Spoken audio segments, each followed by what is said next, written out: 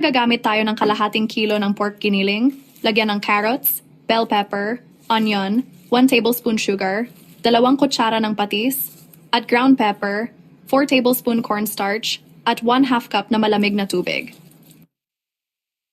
Haluin lang natin to ng mabuti hanggang sa ganito na ang texture ng ating giniling. Ilagay sa lanera at e-press natin para walang mga bubbles kapag niluluto na. At ilalagay muna natin ito sa chiller ng 4 na oras or mas mabuti kung i-chilled nyo to ng overnight. At lutuin natin to sa steamer ng 20 minutes. Makalipas ang 20 minutes, hanguin na ito at palamigin muna. At islice lang natin to ng maninipis katulad nito at prituhin. At ganun lang kadali, meron na tayong masarap at healthy na homemade pork luncheon meat. At napakadali lang din gawin. At perfect din ito na pangbaon sa school ng inyong mga anak.